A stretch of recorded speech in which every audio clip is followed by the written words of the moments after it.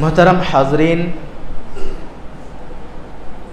पर्दानशी ख़वातीन, तमाम तारीफ़ें उस एक अल्लाह वहदहू ला शरीक लह के लिए जिसने पूरी कायनात की तख्लीक़ फरमाई, जिसने हम सबको ईमान की दौलत से नवाजा,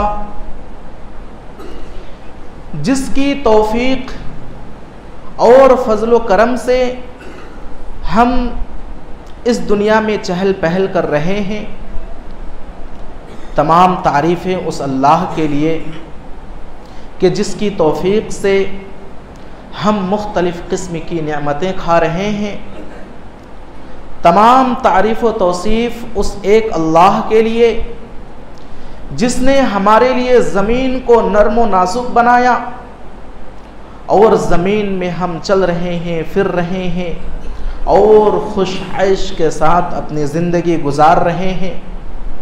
तमाम तारीफ़ उस अल्लाह के लिए जिसने हम सबको पैदा किया और पैदा करने के बाद हमें सही रास्ते पर चलने के लिए, उस रास्ते पर चलने के लिए जिस पर चलकर इंसान जन्नत तक पहुंच सकता है, जिस पर चलकर इंसान अपने अल्लाह को राज़ी कर सकता है, उसकी रहनुमाई के लिए अनगिनत नबियों और रसूलों को इस दारे फ़ानी के अंदर मबऊस फरमाया। दुरूद व सलाम नाजिल हो तमाम नबियों और रसूलों पर, बिलखुसूस आखिरी नबी, आखिरी कड़ी, आखिरी लीडर, ताजदार मदनी अहमद मुज्तबा मोहम्मद मुस्तफ़ा सल्लल्लाहु अलैहि वसल्लम पर अल्लाहुम्मा सल्लि अलैहि वसल्लिम बारिक अलैहि। हाज़रीन जुमा, आज का खुतबा जुमा का उन्वान है गुनाहों के असरात दुनियावी ज़िंदगी में। गुनाहों के असरात उखरवी ज़िंदगी में हमें जहन्नम की शक्ल में और दुनियावी ज़िंदगी में आफत व मुसीबत और बीमारी की शक्ल में देखने को मिलते हैं। आज हमारी गुफ्तगू गुनाहों का असर जो दुनियावी ज़िंदगी में होता है उस पर होगी इंशाअल्लाह। अल्लाह से दुआ करते हैं कि अल्लाह तो हमें अमल की नीयत से सुनने की तौफ़ीक़ अता फरमा, आमीन। हाज़रीन जुमा, गुनाह की तारीफ़ जो हदीस पाक में आई है, अल्लाह के नबी सल्लल्लाहु अलैहि वसल्लम इरशाद फरमाते हैं, अल इस्मु मा हाका फी सदरिक व करिहता अन यत्तलिअ अलैहि अन्नास। गुनाह ये है कि जो दिल में खटके और तू ये ना चाहे कि तुम्हारी इस हरकत पर कोई दूसरा वाकिफ़ हो, तुम्हारी इस हरकत के बारे में किसी को पता चले, ये गुनाह है। गुनाह की आम तारीफ़ है कि हर वो अमल, हर वो काम जो अल्लाह के हुक्म और मर्ज़ी के ख़िलाफ़ हो। अल्लाह ने कुछ अहकामात नाजिल किए हैं, उसे पूरा ना करना और कुछ चीज़ों से मना किया है, उसे अंजाम देना, ये गुनाह है। गुनाह, ख़ता, लग़्ज़ और क़सूर, ये सब एक माने में आता है। हाज़रीन, दुनिया के अंदर हर चीज़ का कोई ना कोई असर होता है। खाने का असर है कि उससे भूख मिटती है, पानी का असर है कि उससे प्यास मिटती है, प्यास बुझती है, और आग का असर है कि वो चीज़ों को जलाकर राख कर देती हैं। इसी तरह दुनिया के अंदर हर तरह के फल फ्रूट का कोई ना कोई जायका, कोई ना कोई असर होता है। किसी का जायका मीठा तो किसी का खट्टा, किसी का कड़वा, किसी का फीका, और असर तो ये है किसी में विटामिन ए, किसी में बी, किसी में सी वगैरह पाया जाता है। यानी दुनिया के अंदर हर तरह की चीज़ों में कोई ना कोई असर है, हर तरह की चीज़ कोई ना कोई असर रखती है। इसी तरह गुनाहों का भी असर है। गुनाह का असर यह है कि ये नेकियों को ऐसे खा जाता है जैसे आग लकड़ियों को खा जाती है। गुनाह का असर यह है कि ये लोगों से इत्मीनान क़ल्ब और दिल के सुकून को छीन लेता है। हज़रत अस्मा बिन्त अबी बकर रदियल्लाहु ताला अन्हा एक मरतबा दर्द सर की वजह से अपना सर पकड़ कर बैठी हुई थी। एक गुजरने वाली सहेली ने कहा, ए अस्मा, क्यों अपने सर को पकड़कर बैठी हुई हैं? आप फरमाती हैं कि शायद मुझसे कोई गुनाह हो गया, शायद मुझसे कोई खता हो गई जिसकी वजह से मेरे सर में दर्द हो रहा है। सुबहान अल्लाह, ये हमारी सहाबियात हैं जो हद दर्जा गुनाहों से इज्तिनाब करने के बावजूद, हमेशा गुनाहों से एहतियात बरतने के बावजूद भी उनका गुनाहों के बारे में ये नजरिया और अपने नफ्स का ये मुहासबा कि शायद मुझसे कोई गलती हो गई, कोई गुनाह हो गया, कोई खता हो गई जिसकी वजह से, जिसके बदले में मेरे सर में दर्द हो रहा है। आपके अब्बाजान हजरत अबू बकर सिद्दीक रज़ी अल्लाह ताला अन्हु को देखिए, जो खलीफा अव्वल है, नबी सल्लल्लाहु अलैहि वसल्लम के यारे गार हैं, जिनकी मुआफ़क़त में कुरान करीम की कई आयतें नाजिल होती हैं। एक मरतबा अपनी ज़ुबान को पकड़कर खींच कर सज़ा दे रहे थे। हज़रत उमर रज़ी अल्लाह ताला अन्हु का गुज़र हुआ। उन्होंने कहा, ए अबू बकर, क्यों अपनी ज़ुबान को खींच रहे हो? आप फरमाते, इन्न हादा औरदनिल मवारिदा, इस ज़ुबान ने मुझे मुश्किलात में डाल दिया है। अल्लाहु अकबर। ये है हमारे सहाबा जो हमेशा गुनाहों से मुहतात रहने के बावजूद भी शायद कोई मामूली और हकीर सी बात ज़बान से निकल गई होगी तो फिर अपनी ज़बान को सबक सिखाने में लग गए, अपनी ज़बान को खींच कर सज़ा देने में लग गए ताकि आइंदा ऐसी गलती और ऐसा गुनाह ना हो। अल्लाहु अकबर। ये है हमारे सहाबा का हाल। तो इससे पता चलता है कि हमें हमेशा अपने नफ्स का मुहासबा करना है। दुनिया के अंदर इंसान जो कुछ भी करता है अपने लिए करता है। अगर अच्छा करता है तो भी अपने लिए और बुरा करता है तो भी अपने लिए। कुरान करीम में इरशाद है, मन आमिला सालिहन फलिनफ्सिह, जो बंदा नेक अमल करता है तो अपने ही लिए करता है। वमन असाअ फअलैहा, और दूसरी जगह इरशाद है, वमन यअमल सुअन युज्ज़ा बिही, और जो कोई बुरा अमल करता है तो ये उसी पर वबाल है। कुरान करीम में सूरह शूरा में इरशाद है, वमा असाबकुम मिन मुसीबतिन फबिमा कसबत ऐदीकुम वयअफु अन कसीर। दुनिया में जो कुछ भी मुसीबत और बलाएं आती हैं ये तुम्हारे गुनाहों के नतीजे में आती हैं, ये तुम्हारे बुरे अमाल के नतीजे में आती हैं। अगर तुम अपने अमाल को दुरुस्त कर लो तो सब कुछ दुरुस्त हो जाएगा। सूरह रूम में इरशाद है, ज़हरल फसादु फिल बर्रि वल बहरि बिमा कसबत ऐदिन नास लियुज़ीक़हुम बअदल्लज़ी अमिलू लअल्लहुम यरजिऊन। इस दुनिया की बर्र बहर में यानी खुश्की और तरी हिस्सों में जो कुछ भी मुसीबत, परेशानी और बलाएं आती हैं ये तुम्हारे ही हाथों के करतूतों का नतीजा है, ये तुम्हारे ही गुनाहों का नतीजा है। क्यों? इसलिए ताकि लियुज़ीक़हुम बअदल्लज़ी अमिलू, तुम्हारे बाज बुरे अमाल का मजा चखाए, तुम्हें तुम्हारे बुरे अमाल का मजा चखाए, लअल्लहुम यरजिऊन, और उसकी वजह से शायद तुम अपने अमाल को दुरुस्त करो और अल्लाह रब्बुल इज़्ज़त की तरफ रुजू करो और तौबा व इस्तिग़फ़ार करो। तो इन सब आयतों से और अहादीस से पता चलता है कि दुनिया में जो कुछ भी परेशानी और मुसीबत आती है ये हमारे ही करतूतों का नतीजा है। आज मुल्क भर में देख लीजिए, आज हमारे पूरे मुल्क के तूल व अर्ज में देख लीजिए किस कदर यकतरफा मामला हो रहा है, किस कदर यकतरफा बातें हो रही हैं और किस कदर हमें जलील और हकीर समझा जा रहा है, हमें नीचे दबाने की कोशिश की जा रही है। शायद इशारा समझ रहे हैं। ये क्यों? शायद ये हमारे ही आमाल से जुड़ा हुआ है। शायद हमें अपने आमाल की जांच करनी चाहिए। हाज़रीन जुमा, गुनाहों के बहुत से असरात हैं जिनका शुमार नागुज़ीर हैं, ताहम इंशाअल्लाह कुछ चीज़ें गोशगुजार करने की कोशिश करूँगा जिन्हें अल्लामा इब्न क़य्यिम रहमहुल्लाह ने अपनी किताब दाउद्दा में ज़िक्र किए हैं। जिनमें से गुनाहों का दुनियावी ज़िंदगी में पहला असर यह है कि गुनाहों की वजह से इंसान इल्म से महरूम हो जाता है। यानी इल्म से महरूमी, गुनाह ये सबब है इल्म से महरूमी का। इल्म से क्या मुराद है?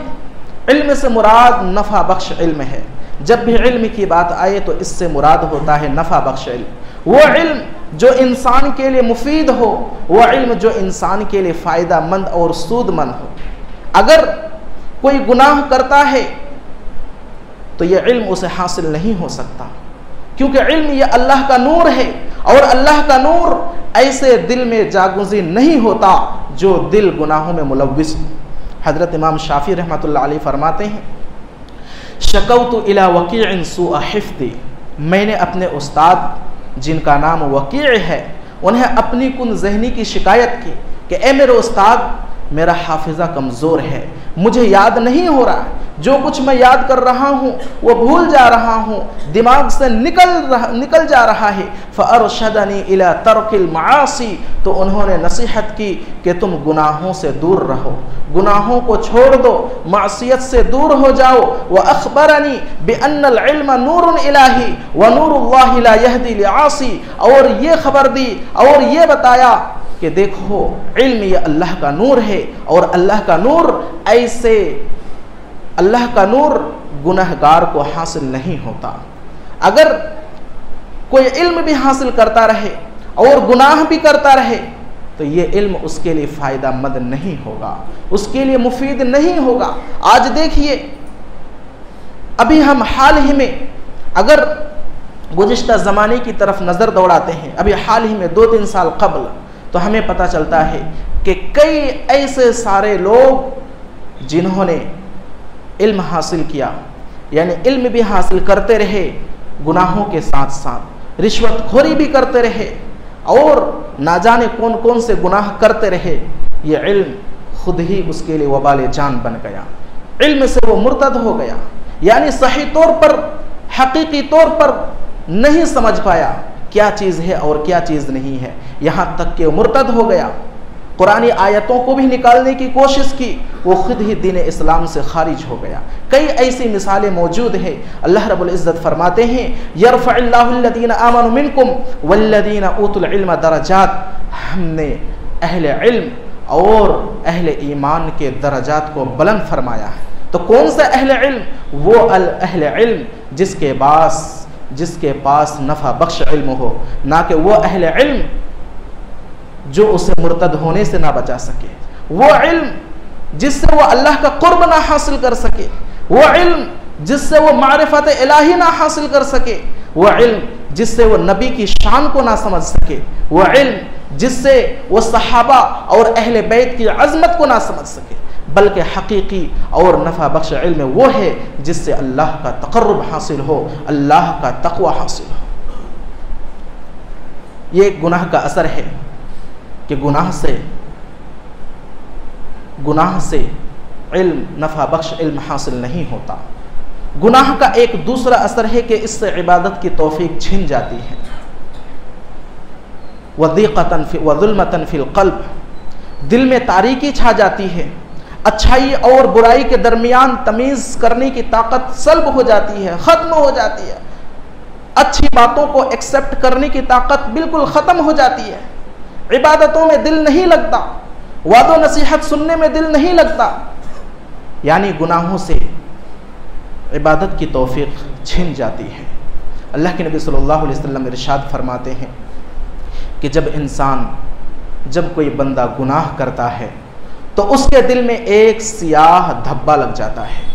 अगर वो तौबा कर ले और उस गुनाह को छोड़ दे तो वो धब्बा मिट जाता है, लेकिन अगर वो गुनाह पर गुनाह करता रहे तो सियाह धब्बों से उसका दिल मुकम्मल तौर पर सियाह हो जाता है, जिससे अच्छी बातों को और वाज़ो नसीहत की बातों को सुनने का दिल नहीं करता, बल्कि वो चीज़ें जो बिल्कुल लहव लअब है और फजूल बातें हैं, ऐसी चीज़ों में दिल ज़्यादा लगता है, ऐसी चीज़ों की तरफ दिल ज़्यादा माइल होता है।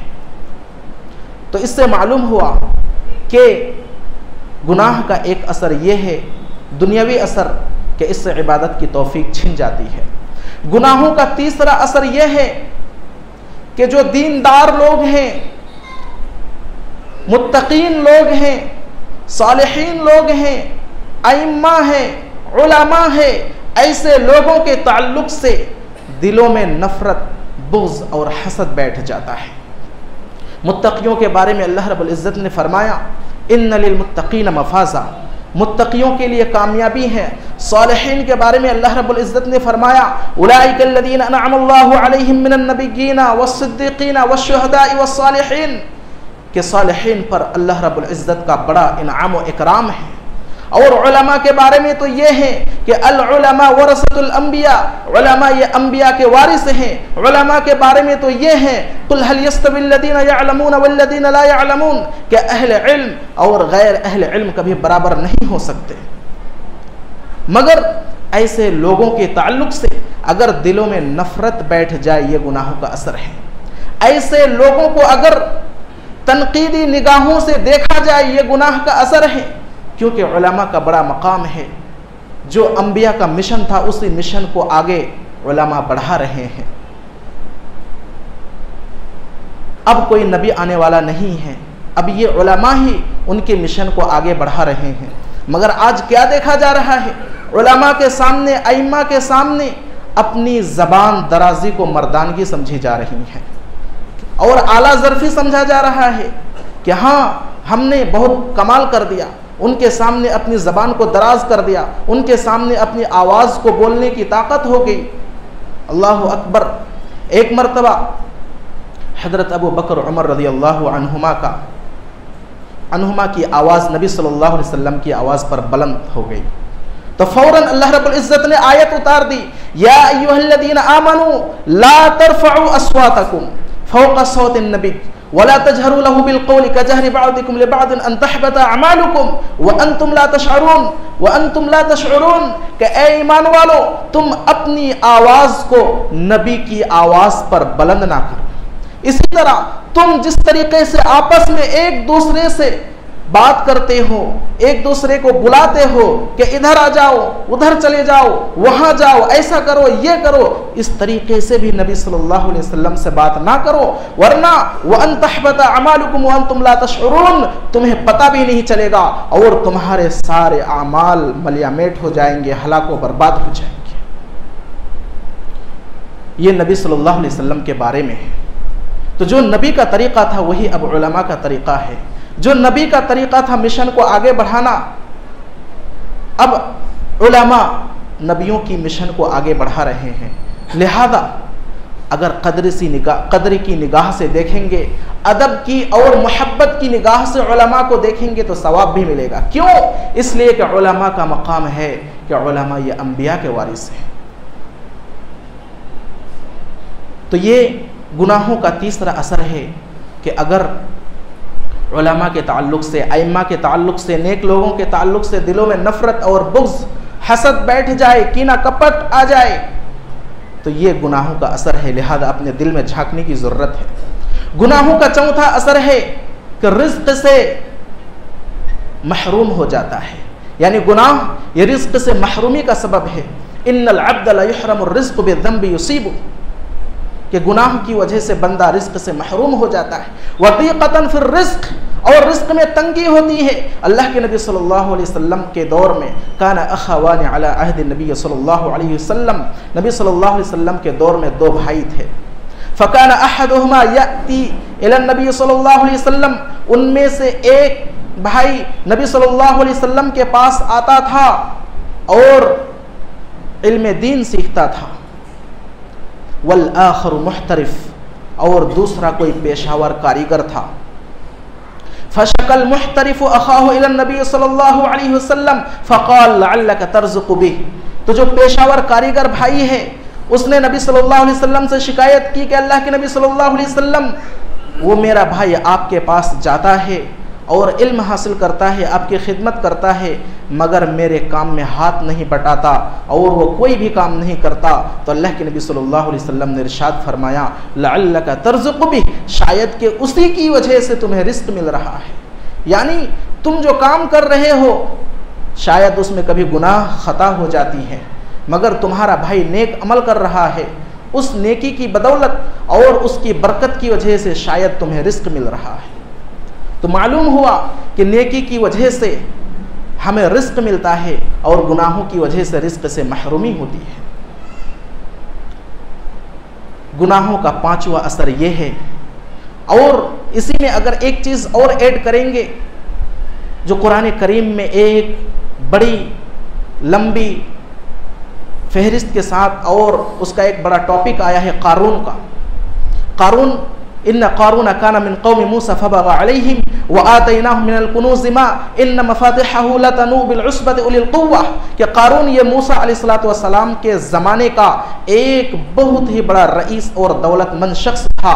उसको अल्लाह रब्बुल इज़्ज़त ने इतने ख़जाने दिए थे, इतने ख़जाने दिए थे कि उसके ख़जानों की चाबियाँ बड़ी बड़ी ताकतवर कई जमात उठाकर लिए फिरती थी।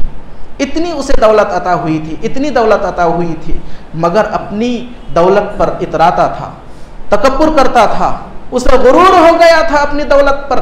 मूसा अलैहिस्सलातु वस्सलाम की कौम के जो अहले ईमान लोग थे उन्होंने कहा कि अपनी दौलत पर ना इतराओ, इन्नल्लाह ला युहिब्बुल फरिहीन, अल्लाह रब्बुल इज़्ज़त इतराने वाले को पसंद नहीं करते। वला तंसा नसीबका मिनद दुनिया व अहसिन कमा अहसनल्लाहु इलैका वला तबगिल फसाद फिल अर्द इन्नल्लाह ला युहिब्बुल मुफसिदीन, और दुनिया में फसाद मत मचाओ, और अगर हो सके तो अपनी दौलत में से कुछ हिस्सा मिस्कीनों, गरीबों और यतीमों को तकसीम करो। मगर उसने क्या कहा, क़ाला इन्नमा ऊतीतुहु अला इल्मिन इंदी, मुझे जो ये दौलत मिली है ये मेरी स्किल की वजह से, मेरी हुनर की वजह से मुझे ये दौलत मिली है, मेरी अक्लमंदी और दानिशमंदी की वजह से मुझे ये दौलत मिली है, अल्लाह रब्बुल इज़्ज़त का फजल नहीं है।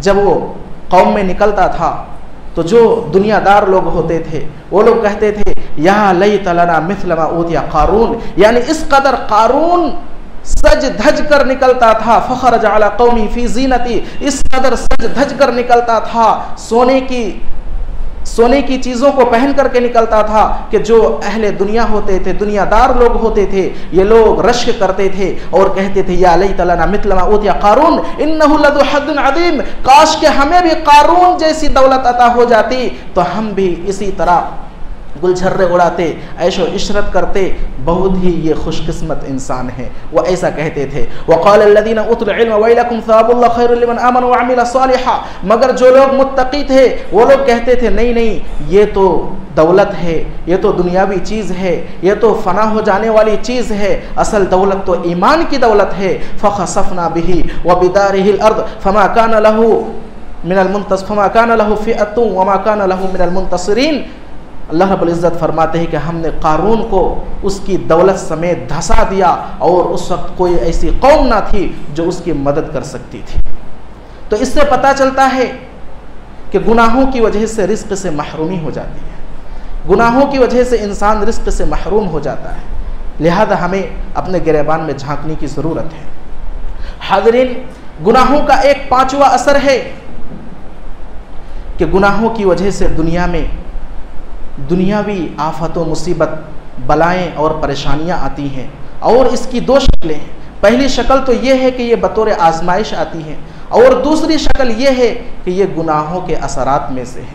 यानी बिजली की कड़क और चमक का शिकार हो गया, कोई सैलाब के बहाव का शिकार हो गया, जलजला आया उसका शिकार हो गया, आंधी तूफान आया उसका शिकार हो गया, तो ये सब क्या है, ये भी गुनाहों का एक असर है, जिसके बारे में कुरान करीम में इरशाद हज़रत नूह अलैहिस्सलातु वस्सलाम की कौम के ताल्लुक़ से कि लक़द अरसलना नूहन इला कौमिही अल्फ़ सनतिन इल्ला खमसीना आमा, कि हमने नूह अलैहिस्सलातु वस्सलाम को उनकी कौम में भेजा और उन्होंने लोगों को इस्लाम की तरफ 950 साल तक दावत दिए, मगर गिने चुने चंद अफराद ही ईमान लाए, और दूसरे लोग जो ईमान नहीं लाए थे वह ईमान तो नहीं लाए, साथ ही साथ उन्होंने बहुत ही ज़्यादा तकलीफ़ें पहुँचाई और बहुत ही ज़्यादा अज़ियतें दी।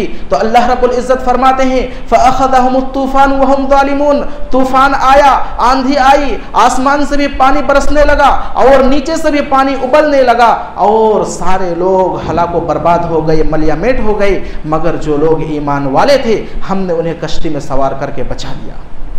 हज़रत मूसा अलैहिस्सलातु वस्सलाम का ज़माना देखिए, फरमाते हैं इज़हब इला फिरऔन इन्नहु तगा, ए मूसा फिरऔन के पास जाओ, फकुल हल्लका, वो सरकश हो गया, फकुल हल्लका इला अन तज़क्का, और उसे कहो कि तुम अपने दिल की सफाई करो, अपने दिल को साफ करो, व अहदियका इला रब्बिका फतख्शा, मैं तुम्हें अपने रब की तरफ बुलाता हूँ, अल्लाह से डरो। फकद्दब व असा सुम्मा अदबर यस्आ, मगर उसने झुठला दिया और बात नहीं मानी। तुम अदबर यस्आ फहशर फनादा, और वापस अपने दरबार में जाकर के वो लोगों को बुलाया और कहा, ए लोगों सुनो, अना रब्बुकुमुल आला, मैं ही तुम्हारा रब्बे आला हूँ, मैं नहीं समझता हूँ कि मेरे अलावा तुम्हारा इस दुनिया में कोई और दूसरा रब है। मगर जब आखिरी वक्त आया वो डूबने लगा, हत्ता अदरकहुल गरक क़ाला आमनतु अन्नहु ला इलाहा इल्लल्लज़ी आमनत बिही बनु इसराईल व अना मिनल मुस्लिमीन। जब वो डूबने लगा तो उसे यकीन हो गया, हाँ मैं रब नहीं हूँ। अपनी अनानियत में था, तकब्बुर में था, मगर जब डूबने लगा तो उसे मालूम हो गया कि हाँ मैं रब नहीं हूँ, अगर मैं रब होता तो अपने आप को बचा सकता था। अब वो अल्लाह को पुकारने लगा, ए मूसा के रब, ए बनी इसराइल के रब, तुझ पर ईमान ले आता हूँ, आमनतु बिही बनी इसराइल व अना मिनल मुस्लिमीन, और मैं मुसलमान होता हूँ। अल्लाह रब्बुल इज़्ज़त फरमाते हैं, आल आन वक़द असैत क़ब्ल व कुन्त मिनल मुफ़्सिदीन, अब तुम ईमान ले आ रहे हो, जब मौत को अपने सामने पाया तो अब ईमान ला रहे हो। अब तुम्हारा ईमान कबूल नहीं, तुम्हें बहुत मोहलत दी गई थी, तुम्हें बहुत मौके दिए गए थे, मगर तुमने अपने मौका को गवा दिया, लिहाजा अब तुम्हारा कुछ भी नहीं हो सकता है, तुम्हारा ईमान कबूल नहीं है। हाँ इतना कर सकता हूँ, फलयौम नुनज्जीका बिबदनिका लितकूना लिमन खल्फका आया व इन्न कसीरम मिनन नास अन आयातिना लगाफिलून, हम तुम्हारी बॉडी को बचा लेंगे और ताकि ये रहती दुनिया तक के लिए निशाने इबरत बन जाए। तो इससे पता चलता है कि गुनाहों की वजह से दुनिया में आफत व मुसीबत आती है। कौम आद, इतना वक्त नहीं कि आपको मैं कौम आद और कौम समूद के बारे में डिटेल में बताऊं। हाँ इतना बता सकता हूं कि कौम आद के बारे में हज़रत सालेह अलैहिस्सलाम को भेजा गया था और कौम समूद के बारे में हज़रत हूद अलैहिस्सलाम को भेजा गया था। ये दोनों कौमें इतनी डेल डोल वाली कौम थी, इतनी मजबूत और लंबी तड़ंगी कौम थी कि ये अपने नाखूनों से पहाड़ों को तराश कर करके अपने घरों को बनाया करती थी। मगर इन्हें बहुत ज़्यादा तकब्बुर हुआ, अपनी ताकत पर ये इतराए, इनके पास नबियों को भेजा मगर फिर भी अपनी ताकत पर इतराते रहे। अल्लाह रब्बुल इज़्ज़त ने उन पर आंधी और तूफान भेज दिया। फसख्खर अलैहिम सबअ लयालिन व थमानियत अय्याम हुसूमन फतरल कौम फीहा सरआ, मुसलसल 7 रात और 8 दिन तक आंधी व तूफान चलता रहा और ये सारे के सारे आपस में एक दूसरे से टक्कर खाकर मर गए, ख़त्म हो गए, मलियामेट हो गए। तो हाज़रीन, अल्लाह रब्बुल इज़्ज़त के पास सब कुछ है। और आखिरी बात यह है कि हज़रत अब्दुल्लाह इब्न अब्बास रज़ियल्लाहु अन्हु फरमाते हैं कि इन्ना लिस्सय्यअति सवादन लिलवज्ह, गुनाहों का एक असर यह है कि चेहरा बेरौनक हो जाता है, चेहरा मुरझा जाता है। व ज़ुल्मतन फिल क़ल्ब, और दिल में तारीकी छा जाती है, अच्छी और बुरी बातों के दरमियान इम्तियाज़ नहीं कर पाता कि कौन सी चीज़ हमारे लिए सही है और कौन सी चीज़ सही नहीं है। वदीक़तन फिर रिज़्क़, और रिज़्क़ में तंगी आ जाती है। व वहनन फिल बदन, और बदन में कमज़ोरी आ जाती है। यानी ज़ाहिरी तौर पर तो वह हट्टा कट्टा मुश्तंडा और ताकतवर नज़र आता है, लेकिन हकीकत में ऐसे लोगों का दिलो दिमाग और ऐसे लोगों की ताकत बिल्कुल ख़त्म हो जाती है। अक्सर ऐसे लोग मैदान में हार जाया करते हैं।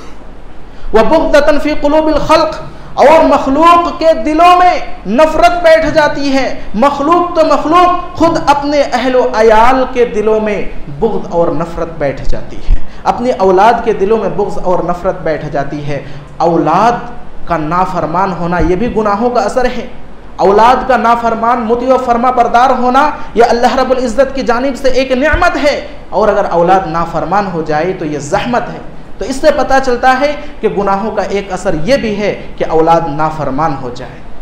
इस सिलसिले में आखिरी हदीस पेश करके अपनी बात ख़त्म करने की कोशिश करूँगा। अल्लाह के नबी सल्लल्लाहु अलैहि वसल्लम इरशाद फरमाते हैं, इज़ा मातल इंसान इनक़ता अमलु इल्ला मिन सलात सदक़तिन जारियतिन व इल्मिन इंतफ़अ बिही व वलदिन सालिहिन यदऊ लहू। जब इंसान मर जाता है, फौत हो जाता है, उसके सारे दफ्तर और रजिस्टर बंद हो जाते हैं, सिर्फ 3 रजिस्टर जारी रहते हैं, खुले रहते हैं, जो मरने के बाद भी उनके रजिस्टर में आमाल, नेक आमाल दर्ज होते रहते हैं। पहला सदक़ा जारिया है, और दूसरा ऐसा इल्म जो नफ़ा बख्श इल्म है, और जब तक वो लोगों में फैलता जाएगा उसे सवाब मिलता जाएगा। और तीसरा वलदिन सालिहिन यदऊ लहू, नेक औलाद जो अपने वालिदैन के लिए दुआ करे, वो सवाब भी उसे लिखा जाता है। बारकल्लाहु लना व लकुम फ़िल क़ुरआनिल अज़ीम व नफ़अनी व इय्याकुम बिल आयाति व ज़िक्रिल हकीम। इन्नहु तआला जवादुन करीमुम मलिकुम बर्रुर रऊफ़ुर रहीम।